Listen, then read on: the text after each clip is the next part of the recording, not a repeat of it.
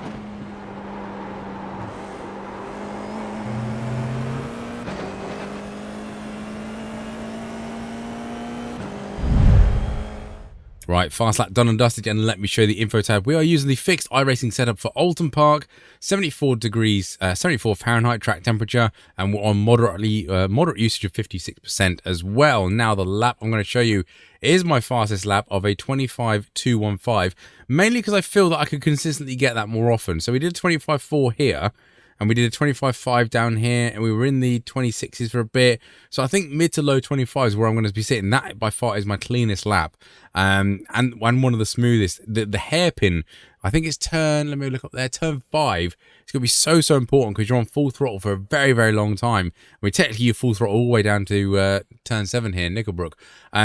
Yeah, make sure you get a good exit out of that hairpin. It's going to be so important. Slipstream is going to be a thing, but Oulton Park is traditionally a bit awkward to overtake. It's a very British, sort of tight, narrow, hilly circuit, undulations, so it can make great close racing with tricky overtakes as well. What else am I going to show you in my Discord, where the OLAP, BLAP, telemetry, and replay file will all be hidden in there, so you can find out exactly how I've done this time, and you can actually study that yourself. And one thing we do like to show you here is the sector times as well, so you can see exactly what sector time is the quickest and how you can benefit your own lap times compared to mine. You can see that my optimal is in a 24.9 as well.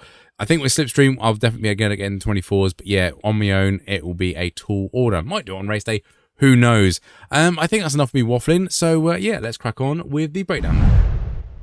Right then, Oulton Park, and this is a fantastic little circuit. It's going to be awkward to get overtaken around here, and plenty of crashes as usual, but we are hunting for turn 1, and we're using the advertisement signboard on the left-hand side right here. Just as we get to the end of it, brake down to 4th gear, make sure you get a late apex, and you want to give that dirt a cheeky little tickle as you go through. Do not run wide here. There is a horrible off track there, but you can use it to your advantage if you are following someone through there.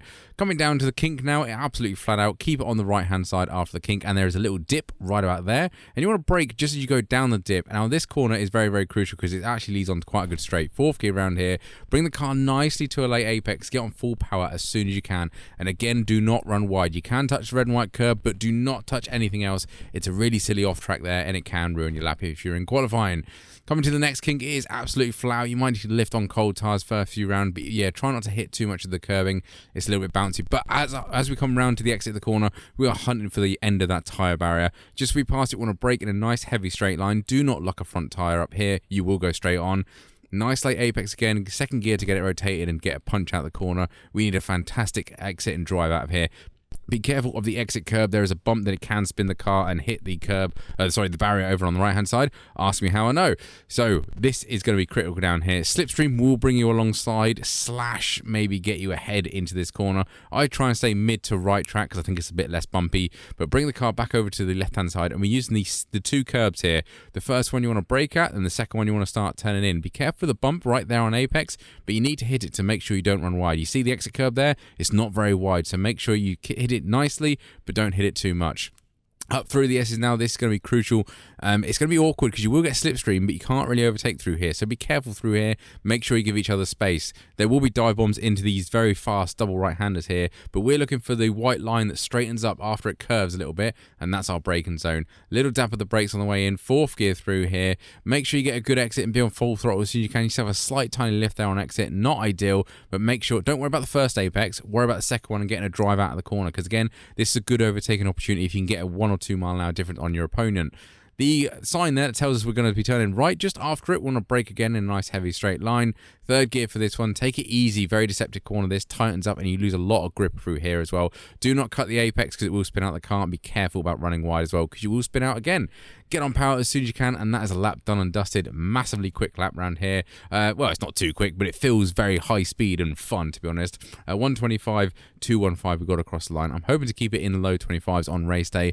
Absolutely fun circuit this. We just need to worry about everyone else crashing or crashing into us, as with F4 racing it is. But yeah, have a good week. If this video did help you out, don't forget to like and subscribe to that lovely YouTube stuff. Otherwise, I will catch you on the next one.